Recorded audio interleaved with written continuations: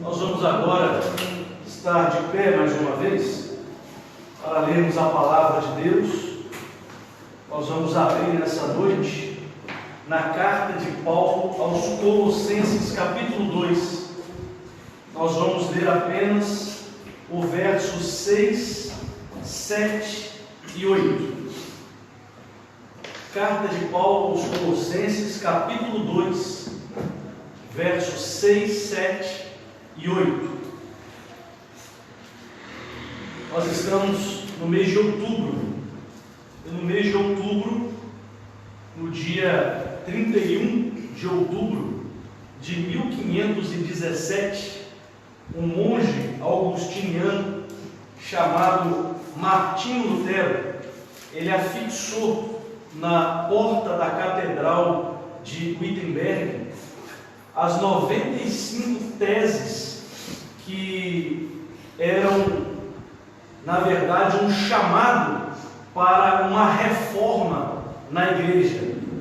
E é exatamente sobre um dos 5 pilares que nós vamos falar nessa noite, que é o Solus Christo, somente Cristo.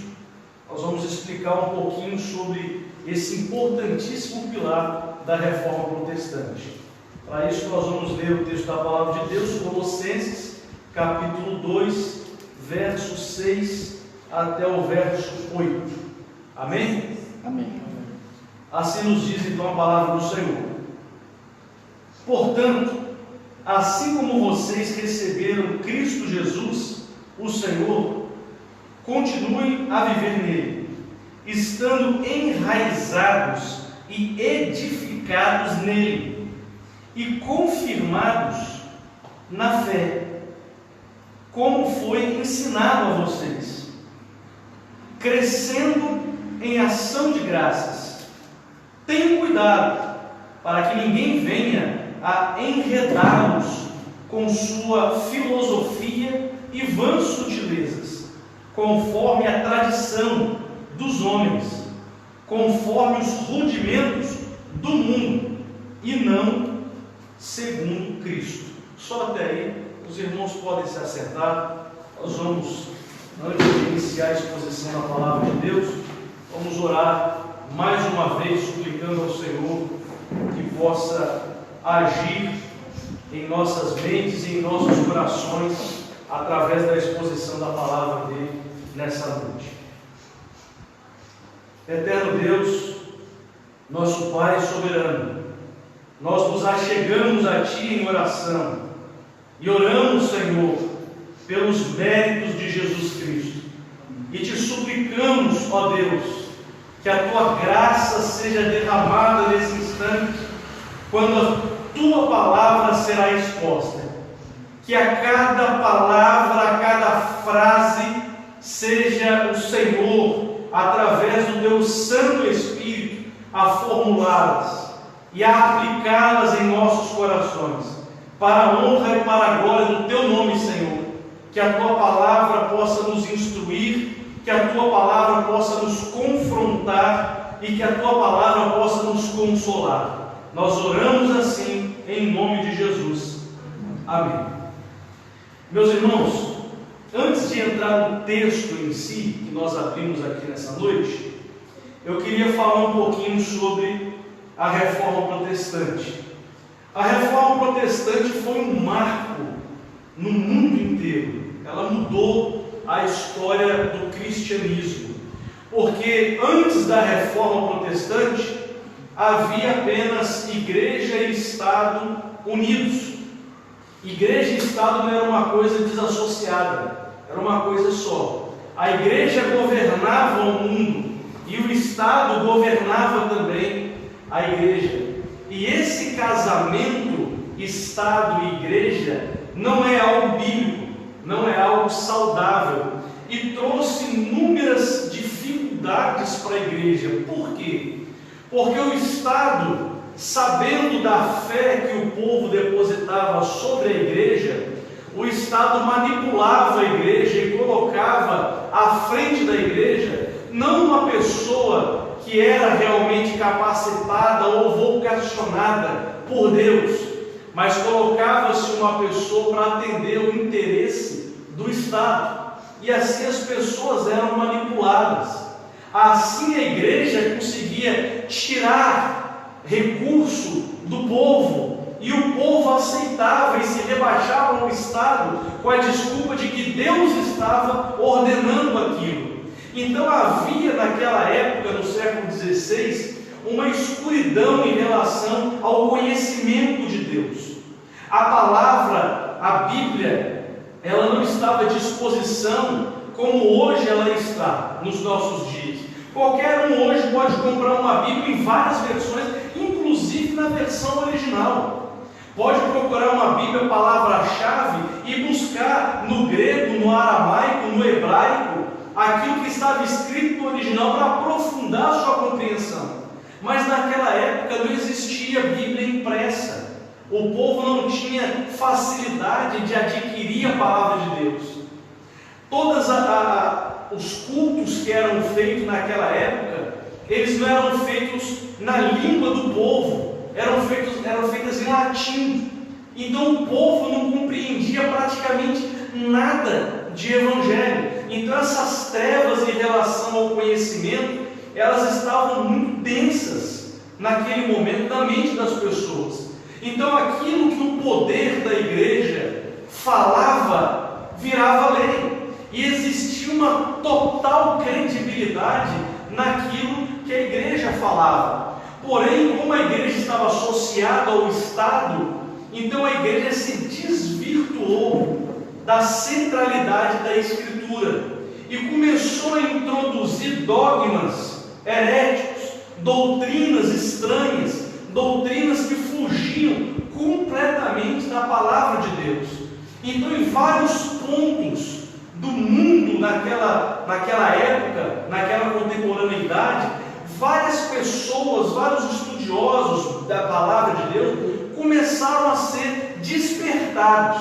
A reforma protestante, ela não aconteceu apenas em um local. A reforma protestante foram vários pontos, sendo como se fossem pequenas fogueiras a incendiar o mundo naquela época. E o estandarte maior da reforma foi quando Martinho Lutero afixou as 95 teses, chamando a igreja então da época para uma discussão e uma volta, um retorno às Escrituras, para avaliar tudo aquilo que a igreja estava pregando, tudo aquilo que era o entendimento da igreja, e moldar o entendimento da igreja, separar o Estado da igreja e fazer uma verdadeira reforma. E reforma significa trazer a forma original. Todos os reformadores, a intenção deles nunca foi dividir a igreja, nunca foi separar a igreja. A intenção dos reformadores sempre foi unir a igreja e reformar essa igreja. Só que quando Martinho Lutero e tantos outros reformadores começaram a questionar aquele sistema que gerava verba para a igreja, que gerava credibilidade e poder, naquele momento eles foram perseguidos. Muitos foram mortos, outros foram excomungados. Excomungados significa que você não faz mais parte da igreja de Cristo. E entregaram uma bula papal dizendo: você não faz mais parte da igreja de Cristo, você perdeu a sua salvação. Então o império da igreja era um império egoísta, era um império material, e era algo que mexia com o sentimento de medo das pessoas. Quando nós olhamos para a reforma protestante do século XVI e nós olhamos hoje para o nosso tempo, nós também hoje estamos vivendo a mesma coisa.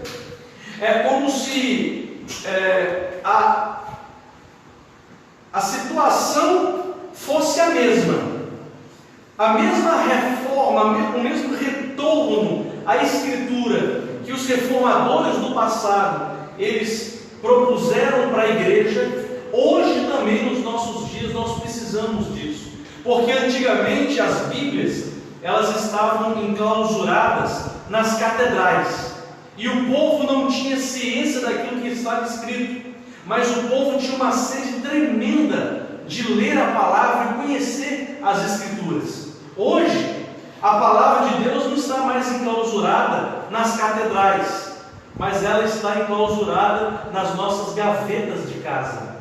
As pessoas hoje em dia, elas não têm o mesmo fervor para estudar a palavra de Deus. E assim como o povo do passado não estudava a palavra de Deus porque era impedido, hoje existe um marasmo, um cansaço, uma fadiga, uma preguiça, que também é algo que faz com que a palavra de Deus fique enclausurada. E as pessoas hoje também não buscam compreender a palavra de Deus e não conhecem as Escrituras. Então as mesmas trevas intelectuais, as mesmas trevas na mente que existia no século XVI, existe hoje, no século em que nós estamos vivendo. Da mesma forma, as 5 solas da Reforma Protestante, elas são uma espécie de resumo daquilo que era o pensamento dos reformadores daquela época. E as 5 solas, elas vieram porque a grande discussão do momento no século XVI era em relação à salvação, porque era o auge das indulgências. O que eram as indulgências? Eles diziam que há como comprar um terreno no céu. Então a igreja, ela desvirtuava as Escrituras e dizia para as pessoas que estavam ao redor: quanto mais tilintar o gasofilácio com as moedas, maior será o seu perdão, maior será o seu terreno na glória de Deus. Então eles tentavam usurpar o coração das pessoas, ludibriar, enganar o coração das pessoas. Então Martinho Lutero, ele se levanta dizendo essas solos aqui que nós vamos falar, que é solos Cristo, dizendo: a salvação não está no tilintar das moedas, a salvação não está no cumprimento das obras, a salvação não está na filosofia vã e sutilezas que a igreja tem colocado como dogmas, que são heréticos, são heresias. A salvação não está na tradição da igreja, a salvação está somente em Cristo, só Cristo. Então perguntaram a Martinho Lutero: mas Martinho Lutero, se nós tirarmos todos esses elementos que você chama de muleta, o que nós vamos dar para o povo? Se nós tirarmos as moedas do gasofilácio, se nós tirarmos todos os santos que nós ensinamos para esse povo, se nós tirarmos todos os medianeiros, Maria era medianeira, Pedro era medianeiro, João era medianeiro, qualquer um que havia sido canonizado virava medianeiro entre Deus e o homem. Então perguntaram para Martinho Lutero: se a gente tirar todos esses dogmas, toda a filosofia e toda a tradição da igreja, o que nós vamos dar para o povo? E Martinho Lutero responde biblicamente e sabiamente e cheio do Espírito Santo, dizendo: daremos Cristo. Cristo, só Cristo e nada mais. O povo não precisa de muletas, o povo não precisa de heresias, o povo não precisa de dogmas criados por homens para se manter firme na fé e no cabresto de uma igreja. O povo só precisa de Cristo. Dê Cristo para o povo e o povo será salvo, dizia Martinho Lutero. Então ocorria naquele momento um grande avivamento. Muitos estavam sendo despertados e impulsionados para as Escrituras. Sola Escritura era outro pilar da reforma. Começou assim, irmãos, para saber como que nós seremos salvos, qual é a fonte do conhecimento? Sola Escritura. E na Escritura nós achamos o quê? Que somos salvos pela fé, sola fide. Na fé nós encontramos que nós somos salvos mediante a graça. sola gratia. E encontramos na palavra que somos salvos somente por meio de Cristo, solos Cristos. E toda honra e toda glória seja dada a Deus, sólida glória.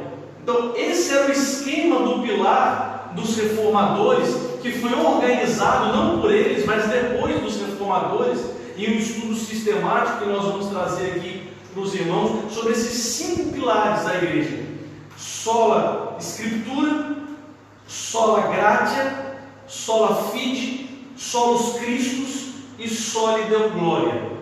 E nós vamos falar primeiro nessa noite sobre solos Cristos. A Escritura, ela era como se fosse um alimento para um povo extremamente faminto. Então, o que nós precisamos hoje, no século que nós estamos, para que nós possamos viver o mesmo avivamento que aqueles irmãos viveram no século XVI?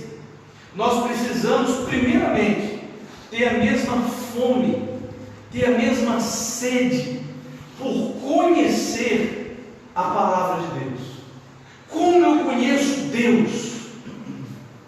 Através da revelação que Ele nos deu, que é a sua palavra. Só através da leitura analítica da palavra de Deus, nós conheceremos quem Deus verdadeiramente é.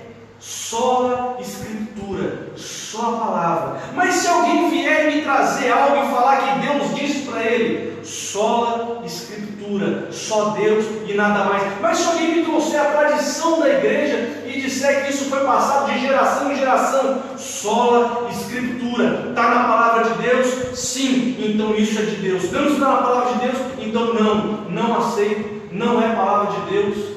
Não é revelado pelo Espírito Santo, não foi iluminado, não foi inspirado por Deus, não está na Escritura. Então, em Colossenses capítulo 2, verso 6 até o verso 7, Paulo vai combater exatamente isso que depois os reformadores também tiveram que combater. Paulo está defendendo as doutrinas sãs da igreja, a sã doutrina da igreja, a doutrina da graça, aquilo que ele ensinou para o povo, que não veio dele. Ele disse: eu não trouxe nada novo, eu não trouxe nenhuma novidade, mas o que eu trouxe para vocês foi aquilo que eu recebi de Jesus Cristo. Por isso ele diz assim: portanto, assim como vocês receberam Cristo Jesus o Senhor, continuem a viver nele, não saiam dos ensinamentos genuínos de Cristo Jesus, que estão registrados na Escritura. Depois Paulo diz assim aos Gálatas: se alguém vos pregar outro evangelho, ou outra coisa, outro ensinamento, outra instrução, outra orientação, que não seja aquilo que está aqui registrado nas Sagradas Escrituras, seja anátema, seja maldito, seja extirpado da igreja, não seja aceito pelos santos. Continuem a viver nessa doutrina, não saiam dessa doutrina, estejam enraizados e edificados na sã doutrina e confirmados na fé, como foi ensinado a vocês. Então Paulo estava dizendo para a igreja o seguinte: fiquem com a sã doutrina. Depois ele diz: não, e tenham cuidado para que ninguém venha enraizá-los, ou seja, tirar as raízes de vocês, tirar essa firmeza que vocês têm da palavra e levar vocês para uma outra palavra, para um outro evangelho, que não é o evangelho de Cristo, mas sim o evangelho falso. E ele diz: cuidado para ele não tirar você dessa posição firme das Escrituras com suas filosofias e vãs sutilezas, conforme a tradição dos homens, conforme os rudimentos do mundo, e não segundo a Cristo. Então, quando Lutero e os reformadores eles falam solos Cristo, eles estavam dizendo o seguinte: somente Cristo é o mediador entre Deus e o homem, entre o homem e Deus. Salvação somente em Cristo. Na primeira carta de Timóteo, capítulo 2, verso nós vamos ver Paulo ensinando para Timóteo, dizendo que o único mediador entre Deus e os homens é Jesus Cristo, o nosso Senhor, o nosso Salvador. Os falsos pastores, os falsos mestres aqui em Colossos, eles estavam introduzindo obras para que o povo pudesse ser salvo. Então eles diziam o seguinte: eles pegavam a tradição judaica, que era os 3 pilares da tradição judaica, que é a circuncisão, a dieta judaica e o calendário judaico, as festas, os sábados. Então ele pegava esses 3 pilares e dizia o seguinte: Cristo não é suficiente para a vossa salvação, vocês precisam também fazer a circuncisão. Cristo não é suficiente para a vossa salvação, vocês precisam guardar a dieta dos judeus, não podem comer carne de porco, não pode comer isso, aquilo outro que estava na lei de Moisés. Cristo não é suficiente para a vossa salvação, vocês precisam guardar o calendário também do povo judeu, vocês precisam guardar o sábado, vocês precisam guardar as festas, vocês precisam guardar os dias da lua, e vocês precisam guardar tudo aquilo que estava na lei de Moisés. Então Paulo diz: não, vocês não precisam fazer absolutamente nada para serem salvos. Cristo é suficiente para a vossa salvação. Isso é o que Paulo está ensinando aqui. Quando os reformadores chegaram mediante a tradição da igreja, eles falaram a mesma coisa. Só que eles não falaram em relação à circuncisão, porque essa não era a questão. Eles não falaram em relação à dieta e nem ao calendário judaico, porque essa não era a questão. Mas eles falaram em relação às tradições e às muletas que foram colocadas. Essas muletas da circuncisão, dieta e calendário foram tiradas, e outras muletas foram colocadas. Então, para que você seja salvo, você precisa ofertar na casa de Deus. Para que você seja salvo, você precisa fazer boas obras. Se você não fizer boas obras, você não vai ser salvo. Se você não fizer isso, se você não fizer aquilo, se você não ajudar a igreja, você não vai ser salvo. E essa muleta, os reformadores tiraram e falaram: não, somente Cristo. A mesma ação de Paulo, quando Paulo disse não à circuncisão, não à dieta, não ao calendário, somente Cristo, os reformadores disseram a mesma coisa. Não às indulgências, não às tradições da igreja, não aos falsos ensinos que foram colocados, aos santos que são mediadores, não a tudo isso, somente Cristo, só os Cristos. Agora, quando a gente traz para os nossos dias, nós também temos as nossas muletas, e nós também precisamos tirar as muletas. Por exemplo, uma pessoa chega na igreja: olha, meu irmão, você está passando por uma dificuldade, eu vou te chamar aqui na frente, vou te trazer, o pastor vai orar por você, o grupo de pastores, os presbíteros da igreja vão orar, vão impor a mão sobre você, e o milagre vai acontecer na sua vida. Hoje essa muleta também precisa ser tirada. Não deposite a sua fé no pastor da igreja, não deposite a sua fé na oração de um conjunto de homens, deposite a sua fé somente em Cristo, só Cristo e nada mais. O homem não pode fazer nada por você. Antigamente eles tinham os ídolos de madeira, até hoje se tem, mas os reformadores lutaram contra os ídolos de madeira. Hoje os ídolos não são mais os ídolos de madeira na grande massa das igrejas evangélicas, mas os ídolos são ídolos vivos. São pessoas que sobem num palco e começam a fazer show. E se você falar que o cantor gospel fulano de tal vai vir aqui na igreja e anunciar, a igreja amanhã vai estar lotada. E as pessoas estão em busca de quem? Só os Cristos? Não, elas estão em busca de outro ídolo, não mais um ídolo de pau e de pedra, mas agora um ídolo de carne e de osso. As muletas são diferentes, mas a circunstância é a mesma. Assim como Paulo tirou as muletas dos irmãos que estavam lá na cidade de Colossos, assim como os reformadores tiraram as muletas do século XVI, nós também precisamos de uma reforma na igreja brasileira e tirar esse tipo de muleta que está hoje no meio da grande massa das igrejas ditas evangélicas. Então tudo que Paulo defendeu, tudo que os reformadores defenderam e tudo que nós também vamos defender é esse slogan: slogan: toda glória, toda honra, todo louvor seja dado tão somente a Cristo. Então, se você tem dificuldades, se você tem necessidades, se você tem demandas, não entre em uma igreja de poder. Não chame o homem com uma oração poderosa, porque a igreja, se não tiver Cristo, é só um ajuntamento de pessoas e nada mais. O homem, se não tiver Cristo, é só um homem embreado no seu pecado, no seu egoísmo e nada mais. Quando nós nos ajuntarmos, quando nós nos achegarmos diante de Deus com as nossas demandas, nós vamos confiar tão somente em Cristo. Hoje todos nós somos sacerdotes diante de Deus e podemos exercer esse sacerdócio universal do crente. Não é necessário mais que alguém seja mediador entre você e Deus.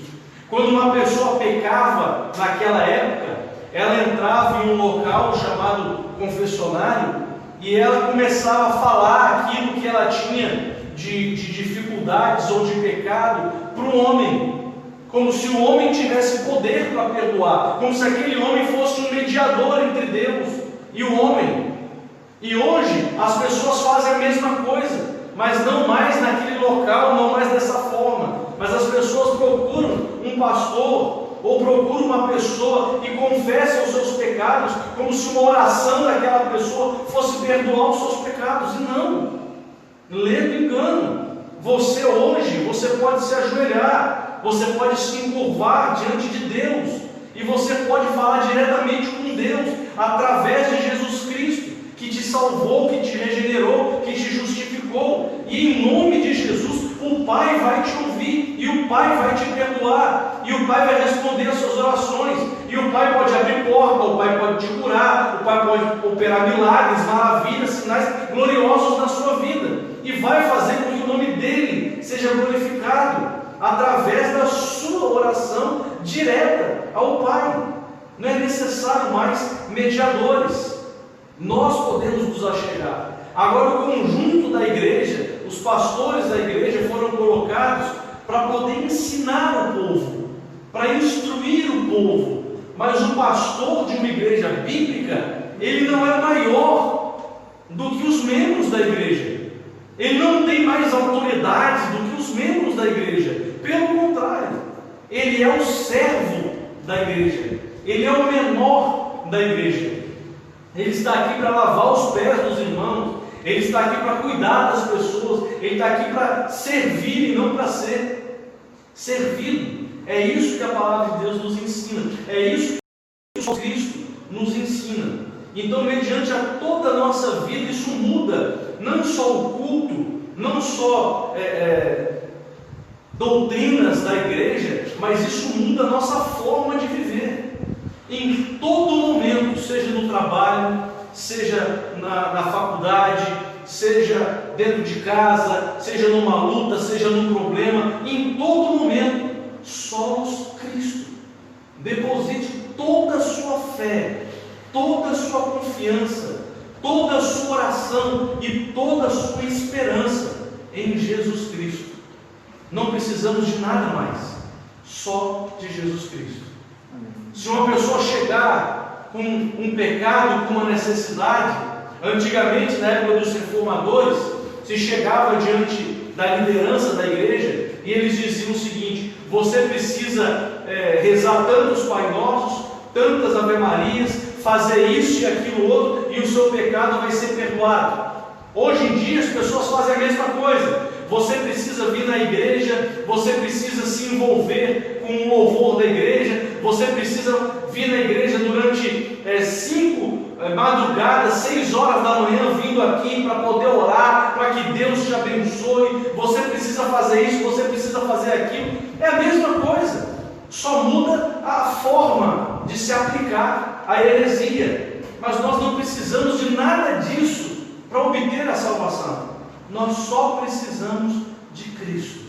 Se nós nos arrependermos dos nossos pecados e nos entregarmos ao Senhor Jesus, Ele é fiel para ouvir a nossa oração e nos perdoar de cada e de todos os nossos pecados.